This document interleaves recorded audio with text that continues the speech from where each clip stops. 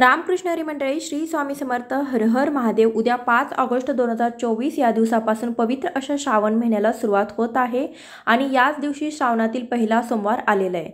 5 ऑगस्टला श्रावणाची सुरुवात आणि श्रावणातील पहिला सोमवार आहे।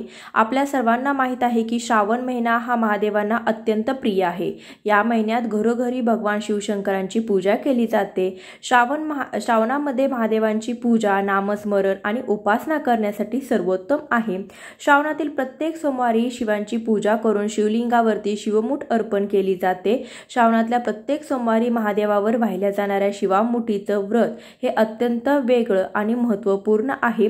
आजच्या व्हिडिओमध्ये मी तुम्हाला श्रावण महिन्यामध्ये सोमवारी शिवपूजन झाल्यावर शिवामुठ कशी अर्पण करावी, कोणी करावी, किती वेळा करावी, शिवाला प्रिय असणारे धान्य कोणतं आहे, ही शिवामुठ अर्पण केल्यावर त्या धान्याचं काय करायचं आहे, शिवाय ही शिवामुठ अर्पण केल्यानंतर आपल्याला त्याचं काय फळ मिळतं, अशी शिवामुठ व्रताबद्दल संपूर्ण माहिती देणार आहे।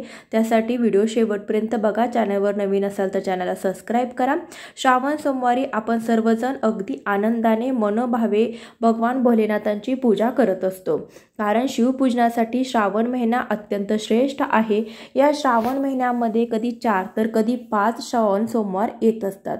यावर्षी म्हणजे 2024 मध्ये 5 सोमवार आलेले आहेत। श्रावण महिन्यामध्ये अनेक प्रकारची व्रतवैकल्ये केली जातात, त्याचबरोबर मनोभावे शिवपूजन देखील केले जातं आणि या गोष्टी करत असताना शिवामुठ देखील अर्पण केली जाते। श्रावणातील प्रत्येक सोमवारी शिवलिंगावरती आपल्याला शिवामुठ वाहायचे आहे। जर तुम्हाला शक्य असेल तर शिवपूजन आणि शिवामुठ तुम्ही महादेवांच्या मंदिरामध्ये करू शकता, पण जर काही कारणास्तव तुम्हाला मंदिरामध्ये जाता येत नसेल तर तुम्ही घरातल्या शिवलिंगावरती सुद्धा शिवामुठ वाहू शकता।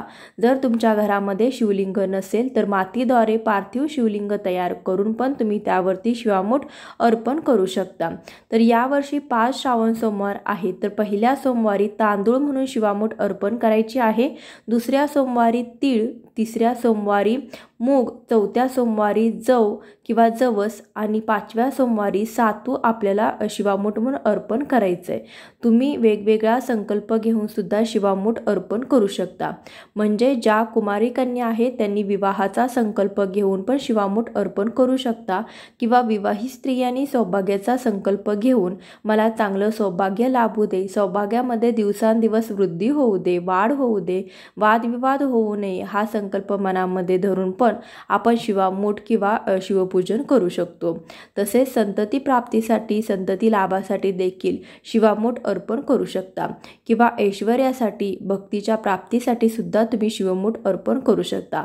श्रावणातील प्रत्येक सोमवारी शिवामुठीचं व्रत करावं, किमान 5 वर्षे या व्रताचं आचरण करावं, किंवा जरी तुम्हाला प्रत्येक वर्षी शिवामुठ व्हायची असेल तर प्रत्येक वर्षी पण तुम्ही शिवामुठ वाहू शकता। शिवामुठीचं व्रत करत असताना श्रावणी सोमवारचा उपवास मात्र जरूर करावा। ज्या नवीन लग्न झालेल्या मुली आहेत त्यांनी 5 वर्ष तरी श्रावणातील दर सोमवारी शिवामुठ अर्पण करायचे आहे। विवाहित महिला सुद्धा ही शिवामुठ वाहू शकता, किंवा अविवाहित मुली सुद्धा विवाहाचा संकल्प घेऊन शिवामुठ वाहू शकतात। तर अशा प्रकारे शिवामुठीचं व्रत कोणीही करू शकतं। फक्त ज्या स्त्रियांना एखाद्या सोमवारी अडचण आली असेल तर त्या सोमवारी मात्र शिवामुठ वाहू नये, तर उपवास मात्र जरूर करावा। आता शिवामुठ कशी अर्पण करायची, तर सर्वात आधी आपण शिवांची पूजा करून घ्यायचे।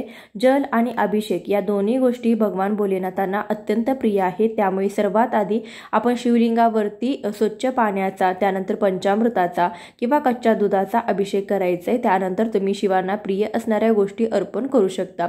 चंदन, पांढरे वस्त्र, पांढरी फुले, बेलाची पाने, धोत्र्याचं फळ, फूल यापैकी जे काही साहित्य आपल्याकडे असेल ते शिवाला अर्पण करावं, किंवा तुम्ही साधी पंचोपचार पूजा देखील करू शकता। त्यामध्ये गंध, पुष्प, अक्षता, धूप, दीप, नैवेद्य अर्पण करून पूजा झाल्यावर मग शिवामुठ अर्पण करायचे। श्रावण महिन्यात येणाऱ्या 5 सोमवारी 5 प्रकारची धान्य शिवाला अर्पण केली जातात। तसं तर तुम्ही प्रत्येक वर्षी श्रावण महिन्यामध्ये श्रावण सोमवारी शिवामुठ अर्पण करू शकता, कारण श्रावण सोमवारी केलेलं शिवामुठीचं व्रत हे अत्यंत फलदायी असतं। तर आलेल्या सोमवारी शिवामुठ वाहण्यासाठी आपल्याला पहिल्या सोमवारी तांदूळ घ्यायचे आहेत, तर एक मूठ भरून आपल्याला धान्य घ्यायचं आहे। शक्य असेल तर त्यावर पाणी अर्पण करायचं आहे, धान्य ओलं करून घ्यायचं आहे। एका हातामध्ये मुठभर धान्य आणि दुसऱ्या हाताने पाण्याची धार शिवामुठीवरती सोडायची आहे। शिवलिंगावरती शिवामुठ अर्पण करत असताना हळूवार पाणी सोडायचं आहे। शिवांची संपूर्ण पूजा होईपर्यंत आपल्याला ओम नमः शिवाय या मंत्राचा जप करायचा आहे। शिवामुठ वाहताना देखील आपल्याला एक मंत्र म्हणायचा आहे, तो म्हणजे शिवा शिवा महादेवा, माझी शिवामुठ ईश्वरा देवा, मनातल्या इच्छा पूर्ण कर रे देवा, असा मंत्र आपल्याला प्रत्येक सोमवारी शिवामुठ वाहताना म्हणायचा आहे। अशा पद्धतीने मंत्र म्हणून शिवामुठ अर्पण करावी। अशा पद्धतीने क्रमाने 3 वेळा शिवामुठ अर्पण करावी किंवा एकदा केली तरी पण चालेल। तुम्ही शिवामुठ मंदिरामध्ये सुद्धा अर्पण करू शकता। शिवामुठीची कथा सुद्धा आहे, ती पण तुम्ही मंदिरामध्ये बसून वाचू शकता किंवा श्रावण सोमवारमुळे जर मंदिरामध्ये गर्दी असेल तर तुम्ही घरी सुद्धा शांतपणे बसून ही कथा वाचू शकता। अशा पद्धतीने शिवपूजन करत असताना जे काही शिवामुठीचं व्रत करत असताना आपले संकल्प आहे ते संकल्प शीघ्र गतीने पूर्ण व्हावेत यासाठी श्रद्धा आणि भक्ती शिवांवरती अत्यंत दृढ भावनेने ठेवायची, कारण की भगवान शिवांचा अर्थच कल्याणकारी असा आहे। हा सर्वांचा कल्याण करणारा आहे। देव देवता आणि मानवाला दानवांना सुद्धा शिवाने अनेकदा वरदान दिलेलं आहे। त्यामुळे भगवान शिवांना भोलेनाथ असं म्हटलं जातं। या भोलेनाथांचा असा पवित्र सोमवार आणि विशेष करून श्रावण सोमवार आणि सोमवारी केलेल्या शिवामुठीचं व्रत हे अत्यंत फलदायी असतं। तसेच श्रावण महिन्यातील सोमवारी महादेवांची विशेष पूजा व व्रत केल्याने महादेव लवकर प्रसन्न होतात आणि आपल्या सर्व इच्छा पूर्ण करतात। अनेकांना प्रश्न पडेल की आपण जर घरी शिवामुठ वाहिली असेल तर वाहिलेल्या धान्याचं काय करावं? तर शिवामुठ म्हणून अर्पण केलेलं जे धान्य आहे त्यामध्ये अजून थोडी भर घालून तुम्ही ते गरजूंना दान करू शकता किंवा दुसऱ्या दिवशी ते गाईला खाऊ घातलं तरी पण चालेल। मंदिरामध्ये केली तर उत्तमच, पण काही कारणास्तव तुम्हाला तर घरी शिवामुठ अर्पण करायची असेल तर तुम्ही अशा पद्धतीने धान्य दान करू शकता। तर अशाच पद्धतीने त्या सोमवारी त्या धान्याची मूठ आपण शिवलिंगावरती अर्पण करायची आहे।